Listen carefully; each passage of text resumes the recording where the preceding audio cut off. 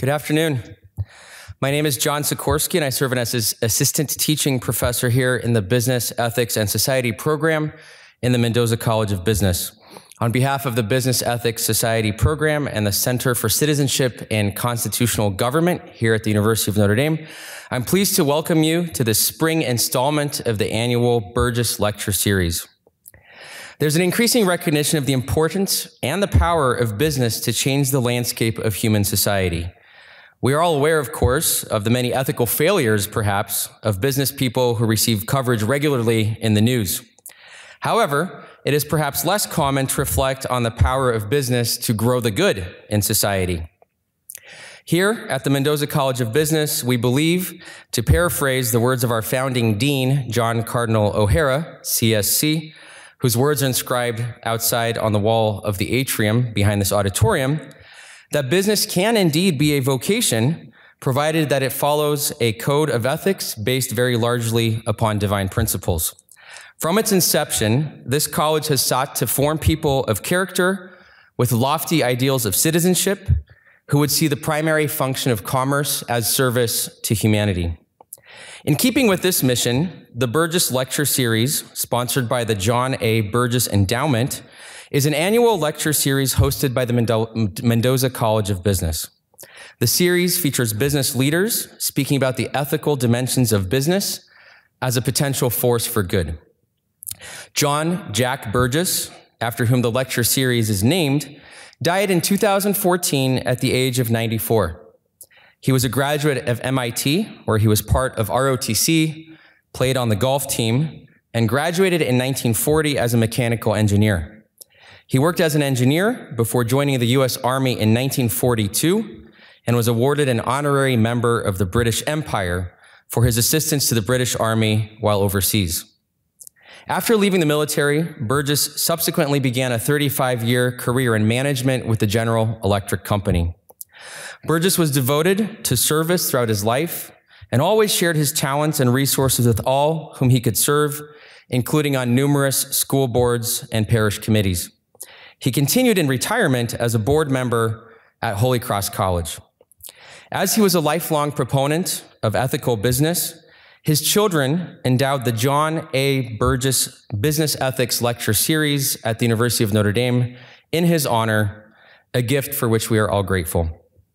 We hope to honor Mr. Burgess's legacy today with an inspiring speaker whom we believe to be exemplifying the good and honorable business in keeping with the mission of the college.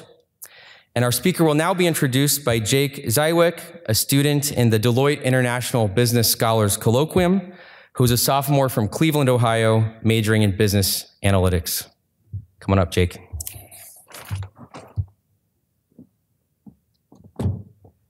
Thanks, Professor Sikorsky.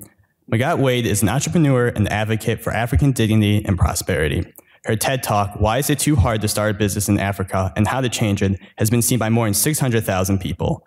She is a Forbes 20 Youngest Power Woman in Africa, a Young Global Leader by the World Economic Forum at Davos, a TED Global Africa Fellow, and Leading Woman in Wellness Award winner by the Global Wellness Summit. In 2014, she was featured on the cover of Forbes Afrique for being the person in Francophone Africa having the greatest positive impact on the future. She serves as the director of the Atlas Network Center for African Prosperity.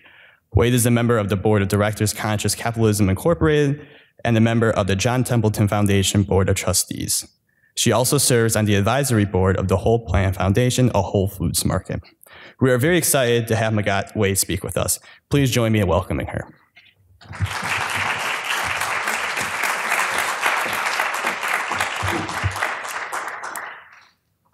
Thank you, and hello. So my name is Magatte Wade, but I will start by appealing to you. If I don't use the right word or I say it in the wrong order, just bear with me. English is only my fourth language, so sometimes it doesn't come up right. So you might have to figure it out. But if that happens, be nice. Okay, so the talk, we call it the entrepreneurship as the moral calling. I was even going to do capitalism as a moral cause. But I figured maybe I would be a bit gentle because we know that the C word gets to trigger some people. So maybe let us build a common bridge here before I go into the hardcore. You know, I'm not going to try to do anything fancy. I'll just share my story with you guys, and then you pick from it whatever you will. Does that sound like a good, fair agreement? Okay. So, I'm from Senegal, the west coast of Africa. Anybody here from back home? Yes? Where? Ghana, yeah. Nigeria, all right. Well, thanks. Welcome, guys. So, yes, I was born in Senegal, west coast of Africa, and my parents, right after I was done breastfeeding, so right around age 2, decided to leave, and they did what so many African parents before them did, and so many African parents to this day do, which is leave behind everything that it is that they know, their families, their communities, their friends, their land, everything in search for a better life. So they left me behind to be raised by my grandma, and eventually they made it back then they were in France.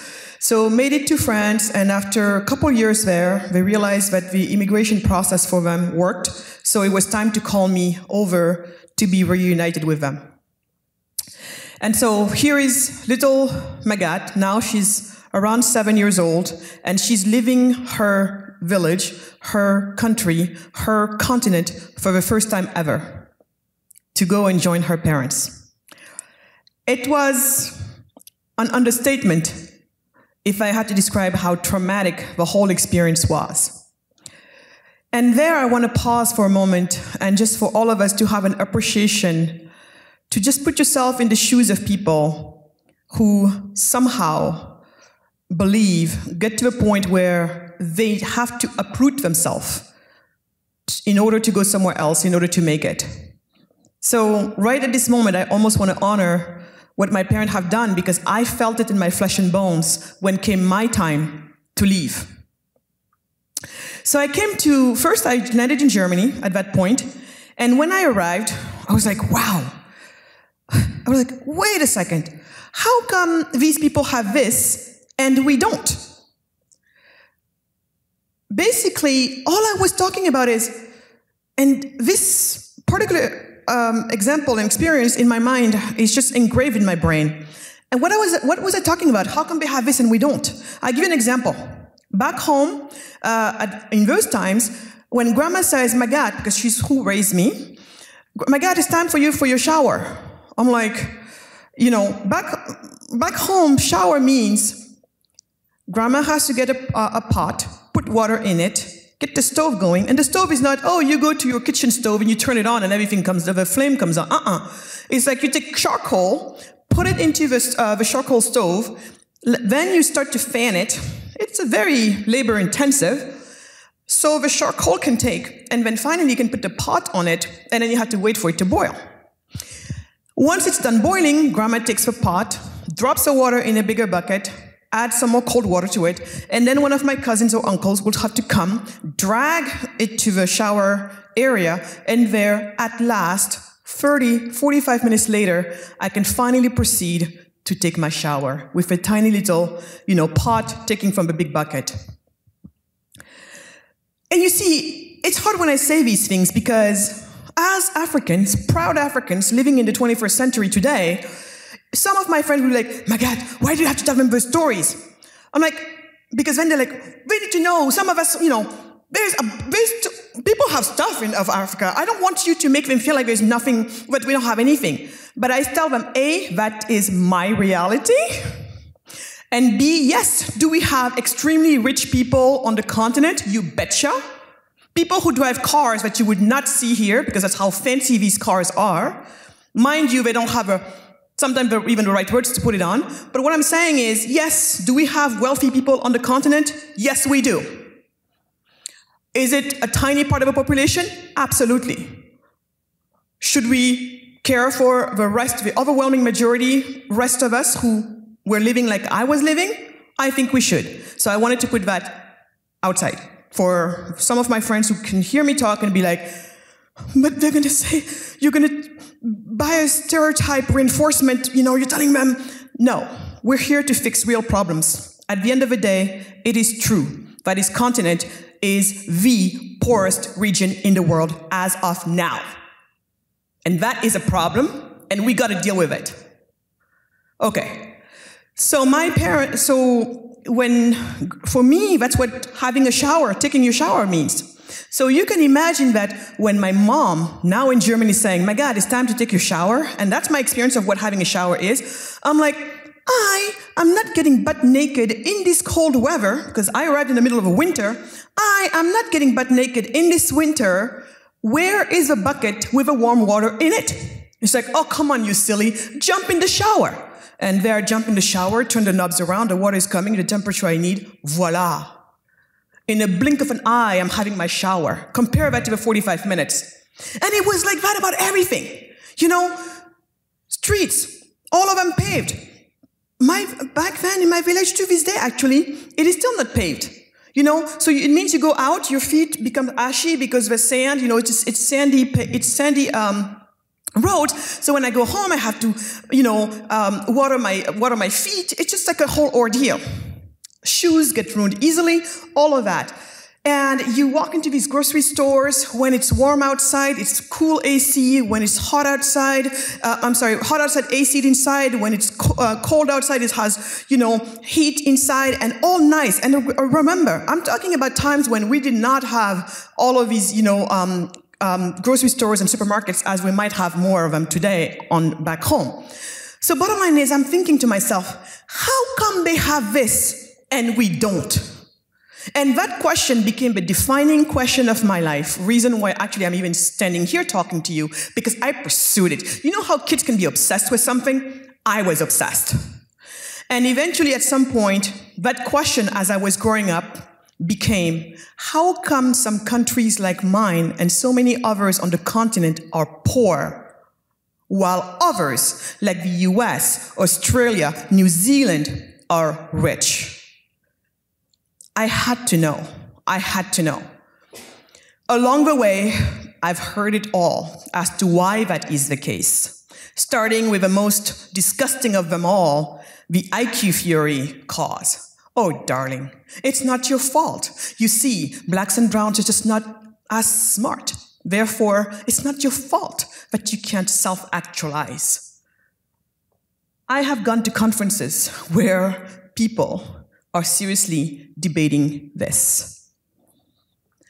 Others said, oh, darling, it's just because, you guys don't have access to enough or the right education. They're not saying I'm stupid. They're just saying, oh, in the West, we have great schools and we have great universities, and so that's why. You just need access to greater education, and voila. I say, you go say that to the many street sellers. Let's just take my country, Senegal. We have a joke where your first job as a graduate student is to be a street seller. So you go tell that math person who graduated in math, thank you very much, that he or she just needs to get one more degree in order to get a job. You won't come back alive, I think, at this point. Others said, it's because of malnutrition. You guys don't have access to nutritious foods. And so I would just hear it up and down the street. As a matter of fact, don't go anywhere too far.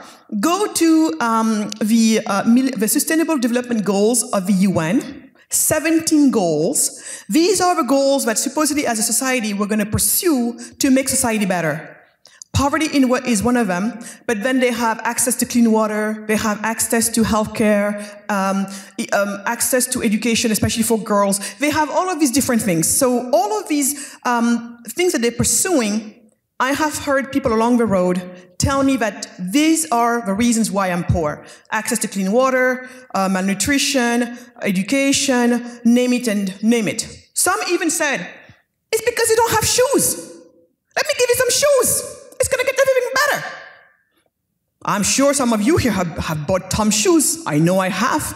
When I used to think it was a good idea, until I realized it was a terrible idea. And we can go into that at some point. But in any case, here I am, growing up, minding my own business, and still trying everywhere, anytime I can, to understand why oh Lord, are we in such a state of poverty when we have so much under our grounds and when we have so much above ground? Did you know, by the way, by 2050, 1 out of every 4 people walking this earth will be African? Did you know that? And that 70% of most people in sub-Saharan Africa are below the age of 30, when everyone else is struggling for population. China first. Did you know that in Japan, for the first time last year, we had more people be dead than babies be born? I think Japan has a problem. So we have all of this, yet here we are. Why is that? But then I'm starting to think, wait a second, even if I wanted to accept your silly, stupid case that it's because we're stupid, you know, then how do you explain that my parents, here we talk about the same people, same background, same name, everything. The minute they move to this other place, voila. And so often it is like that. Then I'm starting to think there's something going on, and it is not about this person. The only variable in this equation happens to be the place in which this person happens to be. Right? Do you see another variable in here? No. So then I'm like, wait, so then what's going on with this place where people get to be? Seems like there are places where if people are there, they get to self-actualize, and other places where you're there, it doesn't matter how good you are, you may make it, but we all know it's still not to the level it could have been. So what's going on? What is this force? What is it? I continued searching. But now at least I'm like, I could kick out all of those things because they said, it doesn't make sense. And then I graduated from business school, decided to leave France, where I was educated, to move to the United States. Why? Because I heard back then, and my whole time growing up, I would watch movies, and this whole thing, America has done such a great job of selling itself to the world. I really was into, I gotta go to America.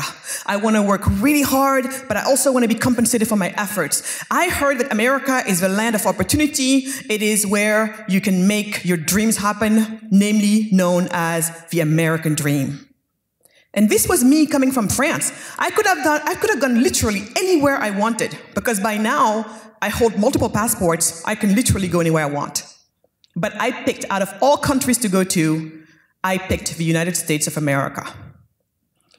I came, and quickly I found myself in the middle of Silicon Valley, working for companies like Google and Netflix before they became household names. I remember going to this tiny, tiny, tiny office in South San Jose on my way to go to Netflix and getting lost so many times. Would we have known that Netflix would be what it is today?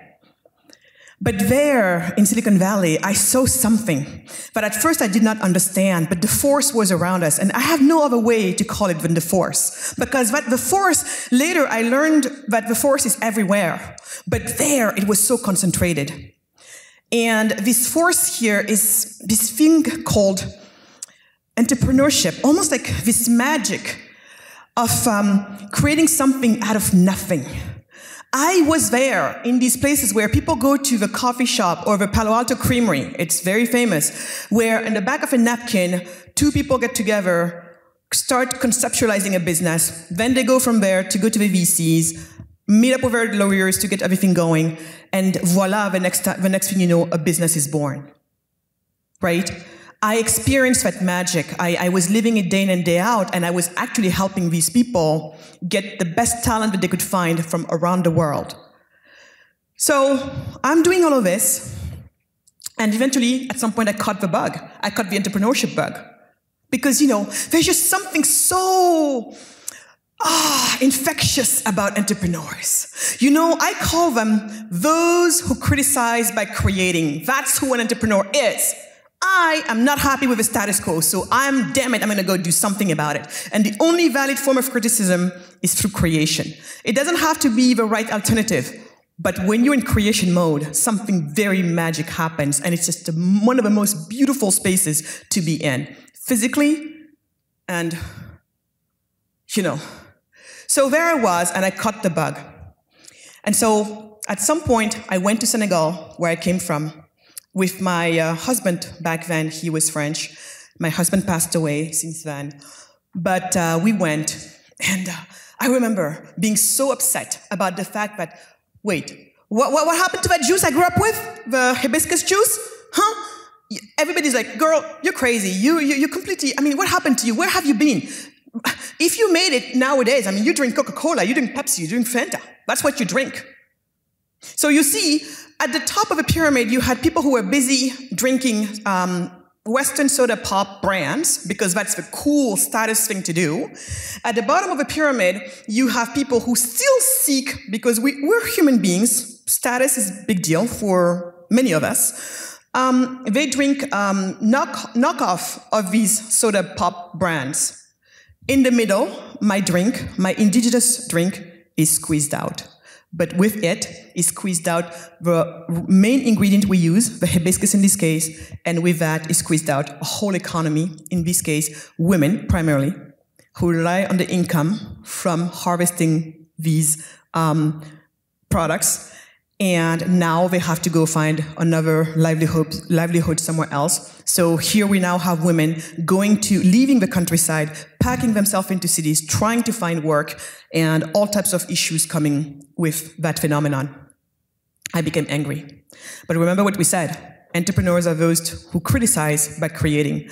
I wanted to send a big, excuse my word, FU note to Fanta, Pepsi, Coca-Cola. So I had to create the alternative. And that's just what we did. And in the process, my goal was to do reverse colonialism on my own people. If all you care about is what's consumed in the West, I'm going to do it reverse for you, if that's all it takes. So in doing that, guys, building that business, I had one sister company in Senegal, one sister company in the US. And then I started to see things. And it was rather shocking. Imagine, this is the sister company in Senegal, and this is the sister company in the US. In the US, 20 minutes or so, I can file my paperwork quickly for an LLC. Done. Over here, back in those days, it took us almost 2 years to legally have a business registered. Over here, cost me $250, $300 roughly to get all the fees, paid for.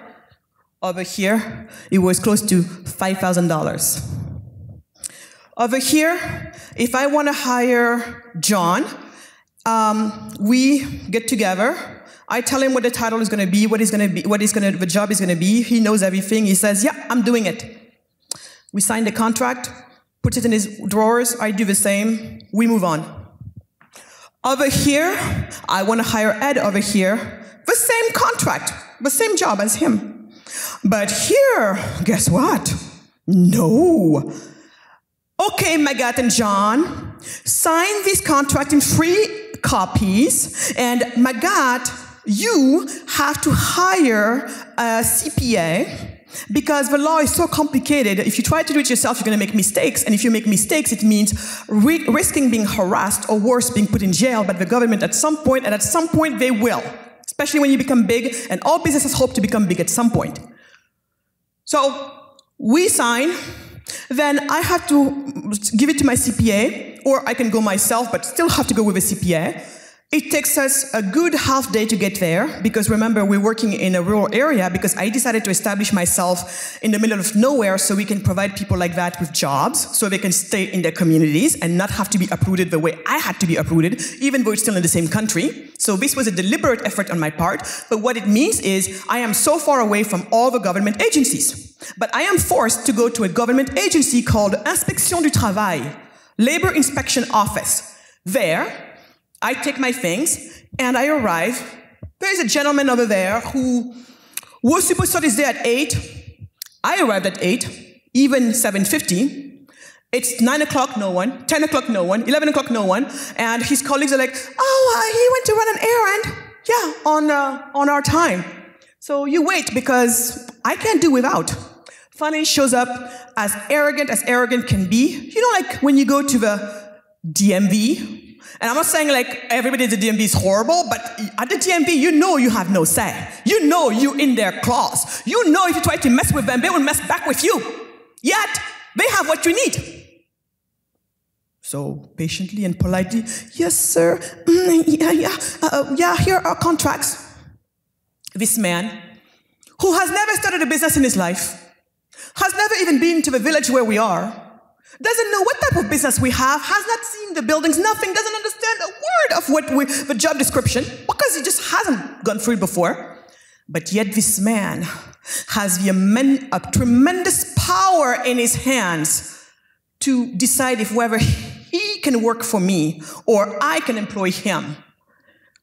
And the first thing he says in this case is, where is Ed's medical certificate? I'm like, are you kidding me? Yeah, I need his medical certificate because I need to see if Ed is physically fit to work for you.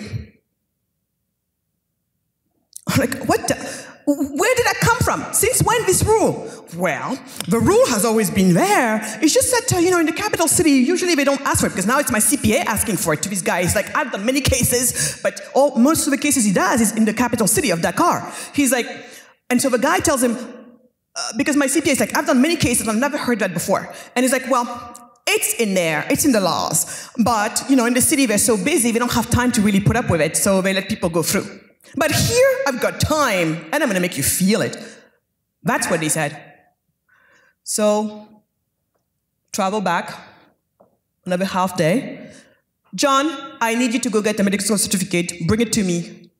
Because remember, if you try to email them, they don't open emails, they don't look at emails, they don't care. It has to happen in person.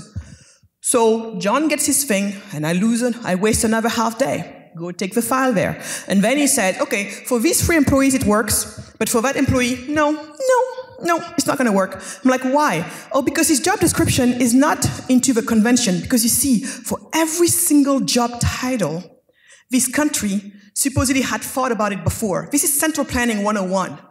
And so for every single job, there is how many years of experience you have, what type of education you had, and then based on that, this is going to be how much we have to pay you that's what it is. And so you can imagine here, he's like, this job doesn't exist. And I'm like, so what do we do? Oh, well, when the job doesn't exist yet, it's up to me, the inspector, to decide. And they're very anti-employers. Because these people live in a world where employees are bad wolves.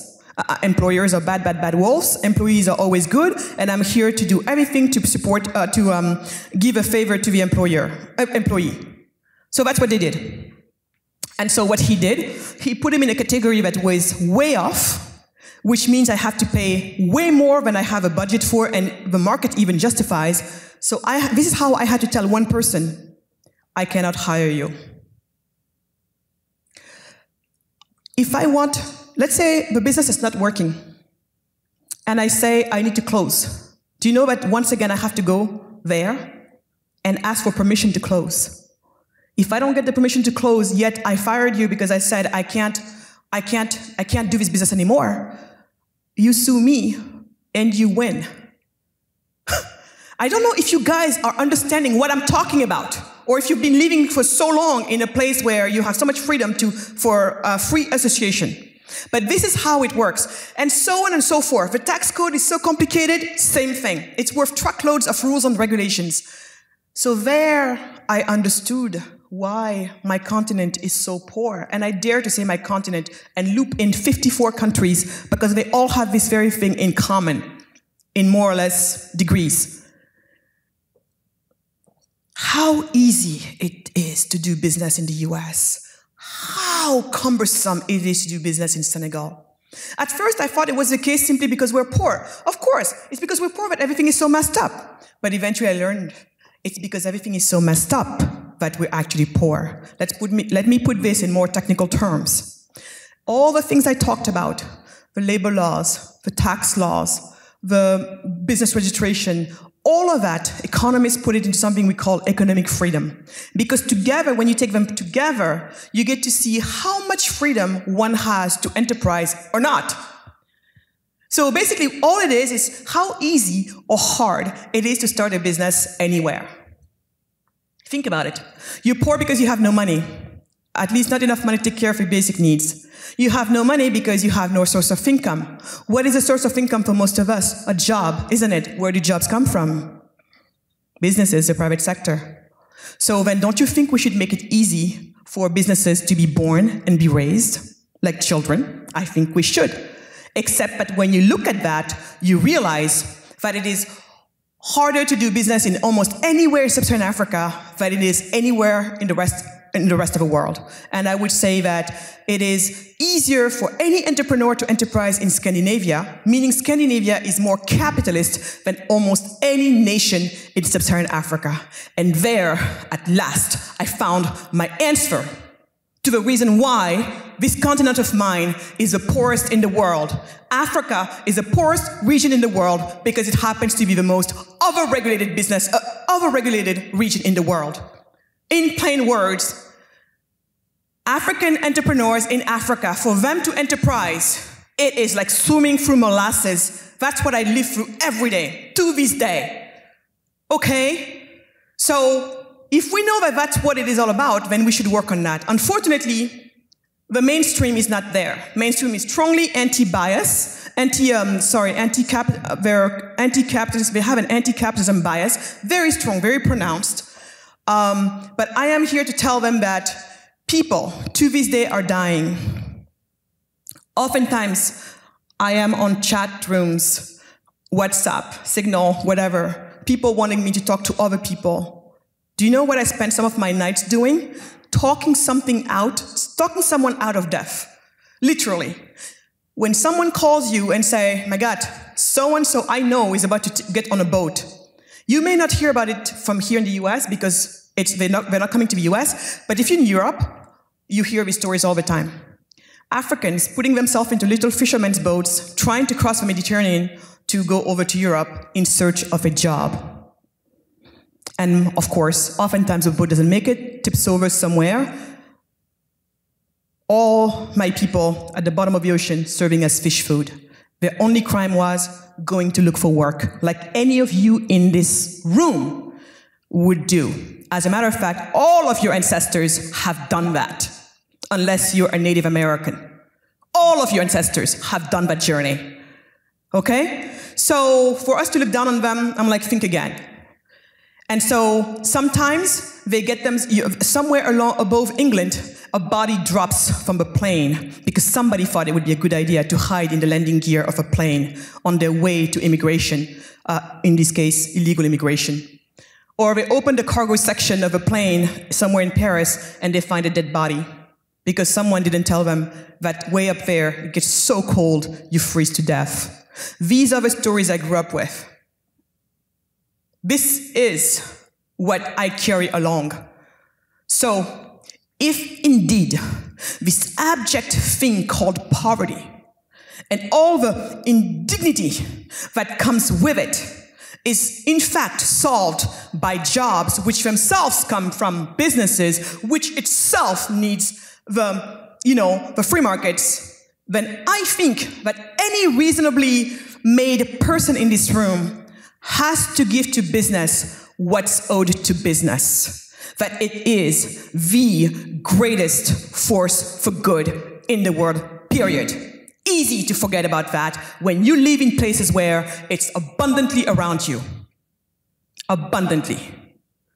So, for me, when I explain this to my staff, when we finish building I'm building my third company, and that's a skincare company. We manufacture in Africa, sell in the US. You find this primarily at Whole Foods Market. But, I explain this to my staff. Why am I doing what I'm doing? Especially given the difficulties. I explain to them everything that I just explained to you guys. How, actually, at some point, I thought that us Africans were doomed. I really sometimes had to ask myself that question. God, why us? What have we done?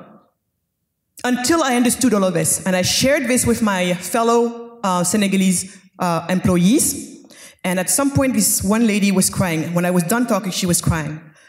And I said, she was 26 years old at the time, never had a job before that, like any of the ladies we hire, never had a job before that. Their only hope in life is to stay home, wait for a husband, and there's nothing wrong with staying home, waiting for a husband, if that's what you choose to do. I actually have a lot of respect for that. But when you have no choice, that's a problem. And they could really use a job, in this case, to help themselves and their families. So she started crying. And I said, why are you crying? She said, I'm crying because up till now, you know, every time I open a magazine, every time I watch a movie, every time I go see I see a billboard on the side road, I see this African person, this black person like me, and always shown at our worst, always in need for something, and the rest of the world having to bring it to us. They bring us shoes, they bring us food, they bring us clean water, all of that. And she said, I have come to believe that maybe us Africans are inferior. I had to take a step back. My heart was crushed. And as she was speaking, I think she was saying words that I maybe never dared to say to myself out loud. And it was in that moment, I saw something that you can only experience it. Even me telling you won't explain to you how it was. And then, because she added, but that's not why I'm crying. And I said, then why are you crying? And she said, because now I know that it is not true. And as she said those words, I saw her literally transforming before my eyes. This whole time I've known this girl, she was like this, always walking, never sure of herself, always looking down, could not even talk to me, looking me in the eyes. And that day, at that moment when she said that, she went from this crippled-looking, young lady, beautiful lady, like this, to straight back, shoulders back out, chin up, when she was saying, now it is not true. And right there, before my very eyes, I experienced what it was to feel dignity at once. So, if this force called entrepreneurship, business creation, can mean literally the difference between life and death, but we just talked about, the people dropping off of planes, drowning from boats, if it can mean the difference between life and death, war or peace, because as a matter of fact, we do know that when two nations do business together, there's less chances for them going at war. And that's something that I'm really, really, really, really hoping will turn out to be true when you think about what might be going on between China and the USA and who knows what other nations. I'm really hoping the fact that we're in the same boat will make us rethink twice. Difference between life and death, difference between war and peace, and the difference between feeling like crap and inferior and dignity.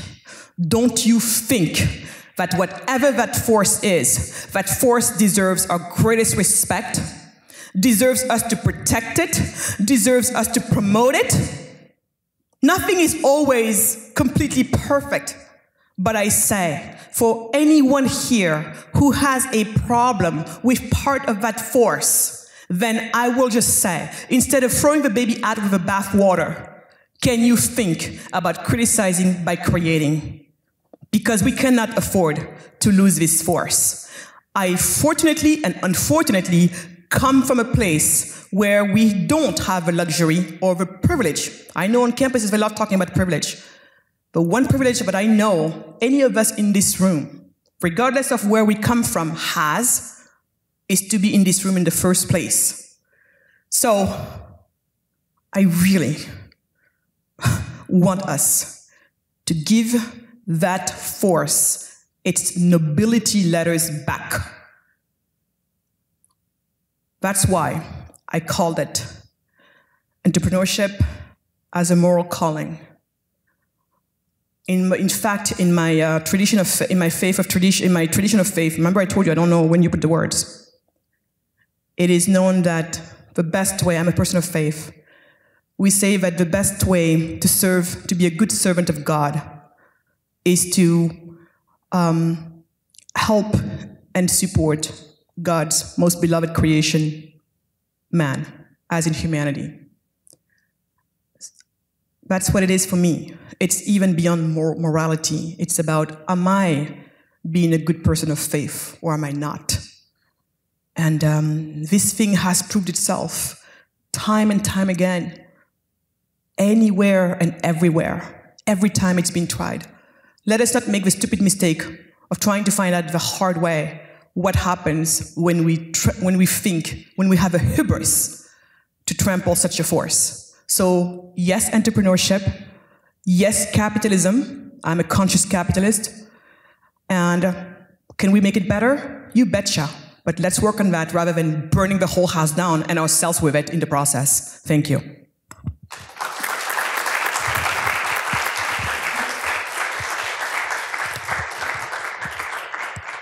Thank you so much, Magatte. We have about 10 minutes for questions, and we'd like to, as is our custom, prioritize those from students in the room. So if anyone has a question, maybe we'll go ahead and bring the microphone to you, but please ask away.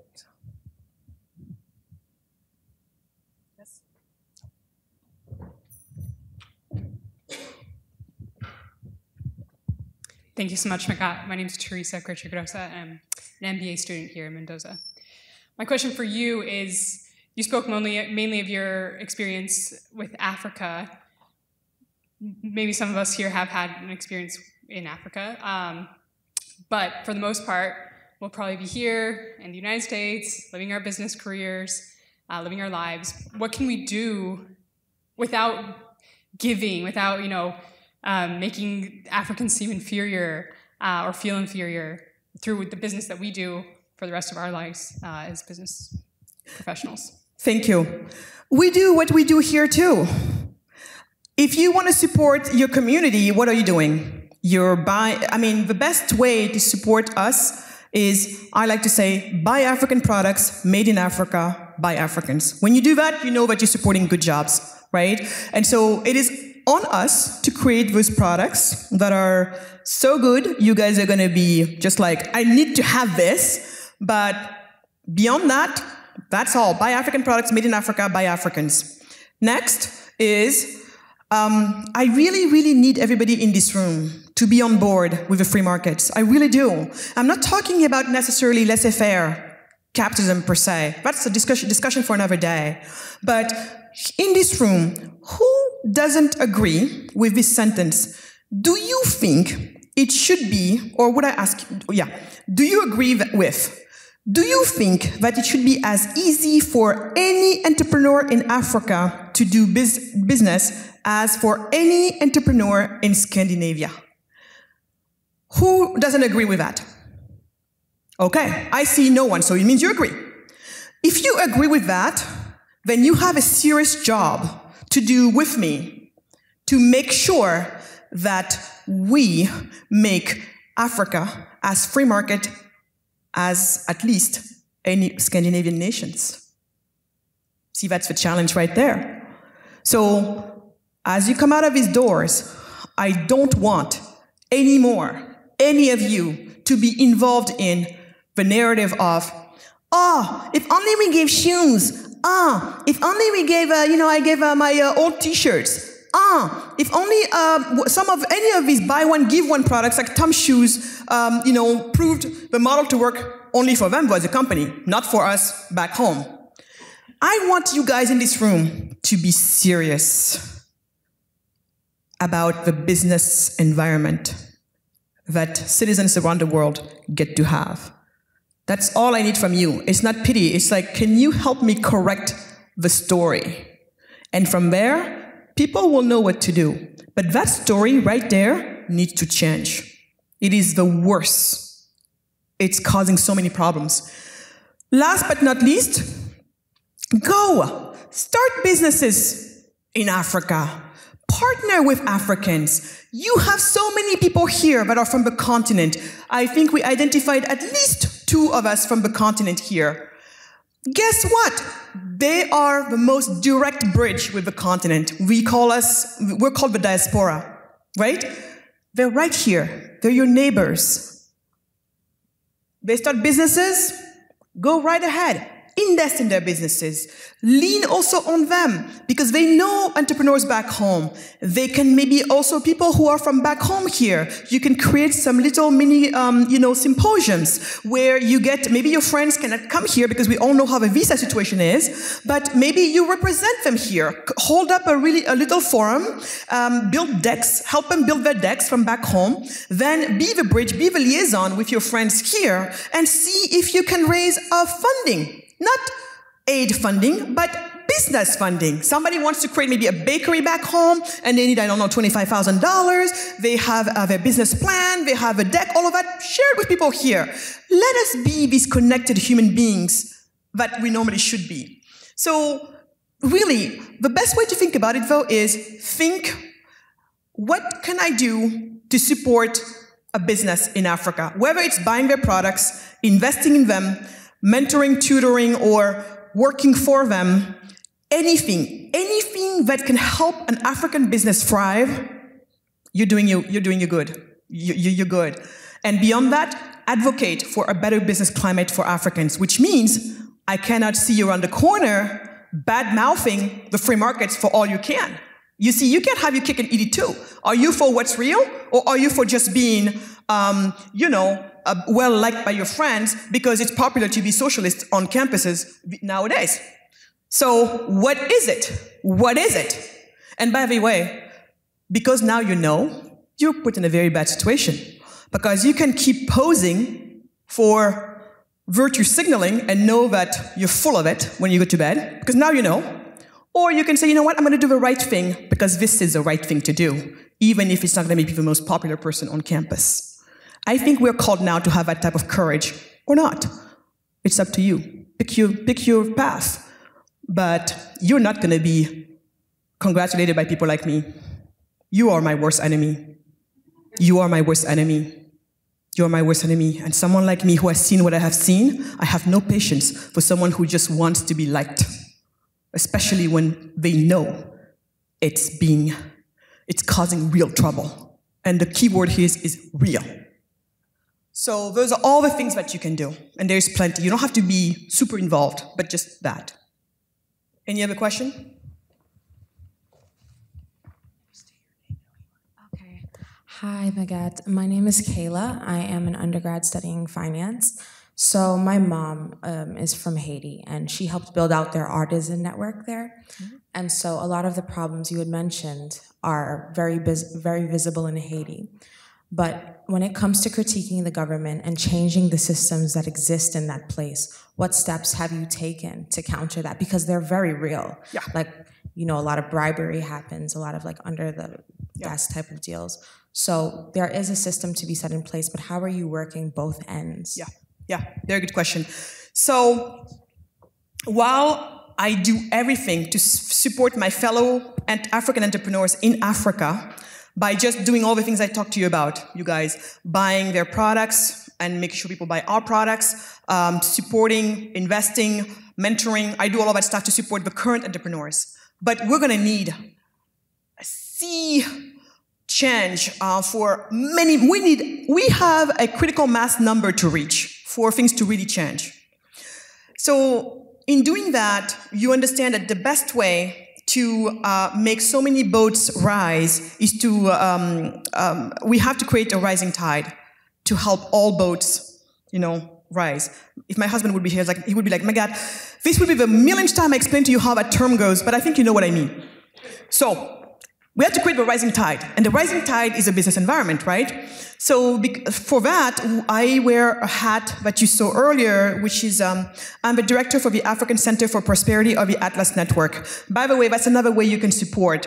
Atlas is a very well-known and recognized organization. We have an Africa Center for Prosperity, which I'm on the head of, and we invest in free market think tanks on the continent. So $10 donation, $1,000 donation, any donation helps, because that money goes straight into our partners who actually are working on reforms, business reforms in their countries of origin, so that we can take down the barriers of entry for local entrepreneurs. So that's one thing we're doing. But you can imagine it's piecemeal legislation, and we're having some great successes. But given everything that has to happen, we got to speed up the process, right? So some of us have gone bold, wild, radical, in the best way possible. Think about, you all heard of Singapore. And I'm sure many of you heard, the reason probably why you heard of Singapore is how they were able to transform themselves from a third world nation to a first world nation. What Lee Kuan Yew, the leader of Singapore, has accomplished is nothing short of a miracle. Amazing. You can read From Third to First, the book, amazing. So what he decided to do was to say, you know, at some point, he decided to go for being one of the greatest reformers, business reformers, so to attract investment from wherever it might come, investment in talent. And so I'm just going very fast on this because we don't have the time to go into the details. But anyway, Singapore happened, Hong Kong happened, even China happened along the lines of what I'm talking about here. Even communist China, when they were tired of being poor, had to go the free market route with the SEZs, the special economic zones. These are the zones, some of the most free market zones in the world by Chinese own admission. And that's how they made this transformation of getting 800 million and counting Chinese out of poverty in such a short amount of time. I'm telling you, this force is amazing. This force is something to be reckoned with.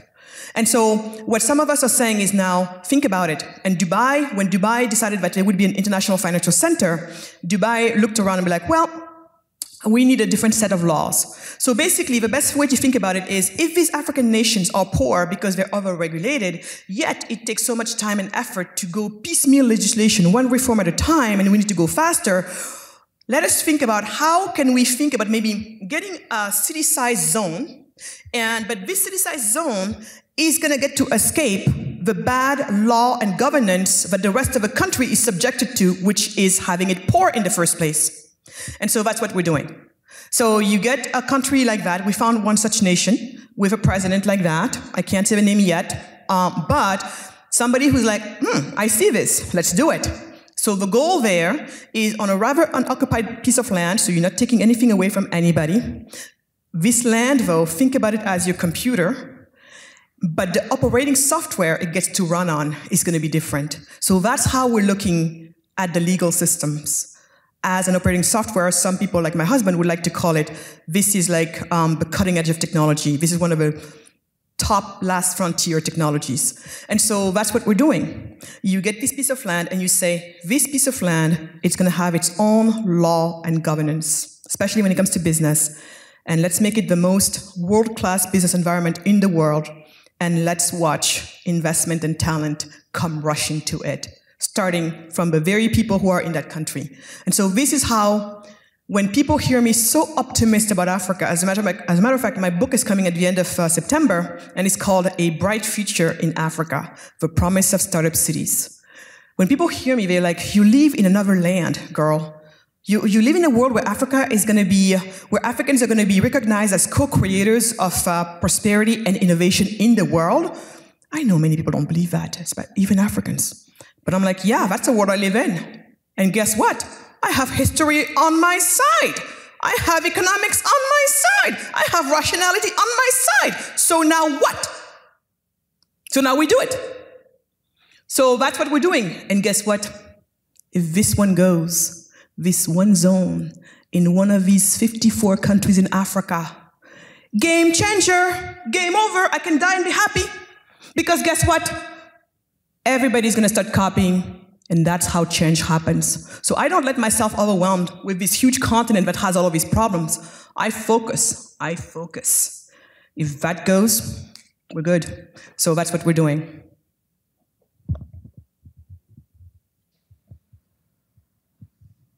We have time for maybe one or two more questions.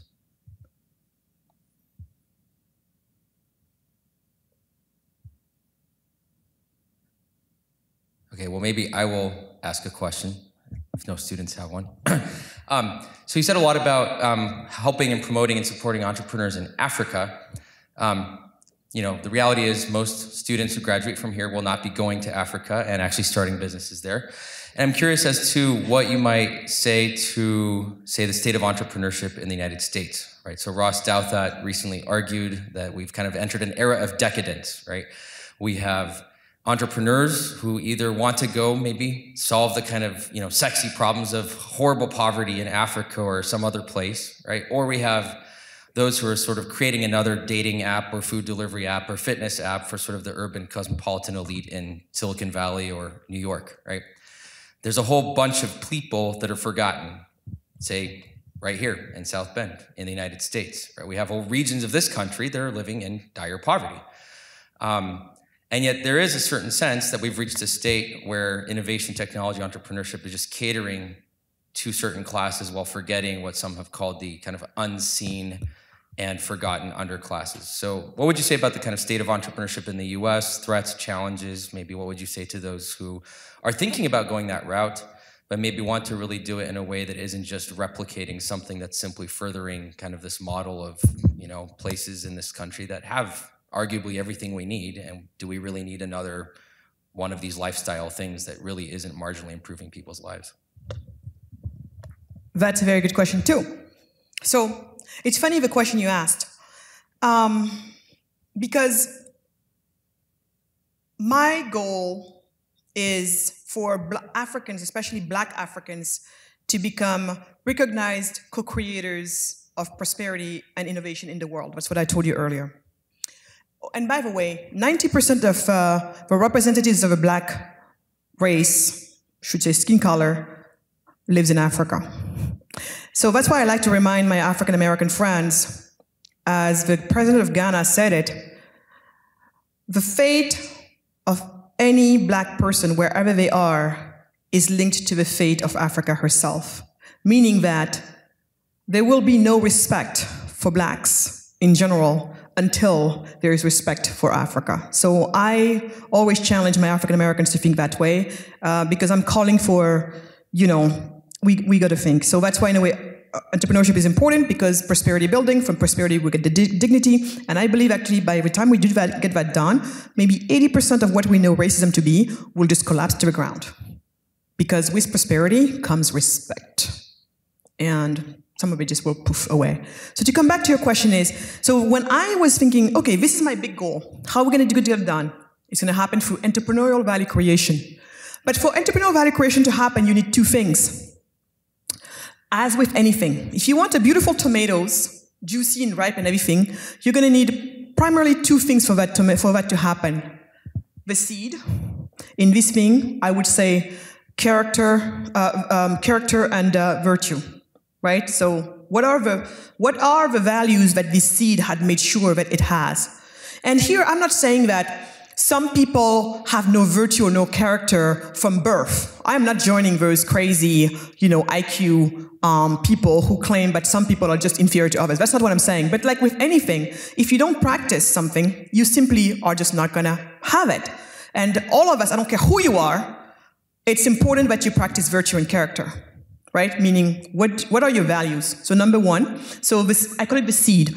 You want a tomato plant, you need the seed of tomato plant, and you need a thriving environment, the soil, and you decide where you're going to plant this tomato. It needs to be in a sunny area. Is it going to be 12 hours, 6 hours, depending on the variety you have? What do you have? How much nitrogen does it need? How much iron? All of that good stuff.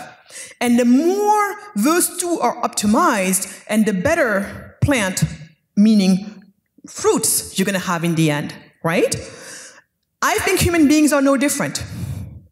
And what I have found is when it comes to the environment, for the reasons I explained earlier, it seems like the Black people in Africa, they seem to suffer more from a problem of environment rather than a problem of value and character. And I have found that people, and so you'll see that I'm not saying it's just Black people in this case when we come to the US. So, because then you're like, okay, at least for people in Africa, we know that it's the environment that's mostly the problem. But then in this place where people seem to all be benefiting from the same environment, what's going on? And it takes me to, okay, let's look at the characteristics of the seed. What's going on when it comes to character and value, right? And so there, what we have found is, and in my word, I would call that the culture. Culture matters. Because otherwise, how come you get to benefit from the same stuff as others and you don't end up in the same place? Now, let me go maybe to the Black American community, because maybe that's the one I know the most here and I spend the most time with when we talk about these issues. I think that there what happens is you have one side of the aisle who is like, oh, it's all about racism. That's the problem. There's nothing wrong with me. It's racism. Now, does racism exist? Yeah. Yes. But does it have to stop me on my tracks? No. Is it fair that I have to work maybe sometimes harder than others or whatever? No, it's not. But who said life was fair?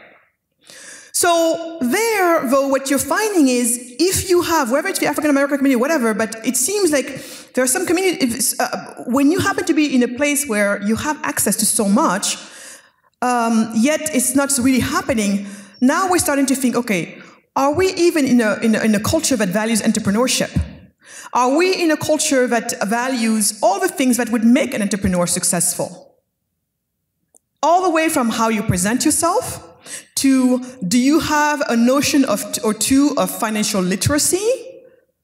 Of do you have, I'm going to say the words from a famous guy, do you have your house in order, more or less? So there's all of that stuff that come in. So when it comes to that, I would say, one of the things I would see, I would have so much more respect for Black Lives Matter if, in fact, they were like, okay, let's see how we're really going to make it work.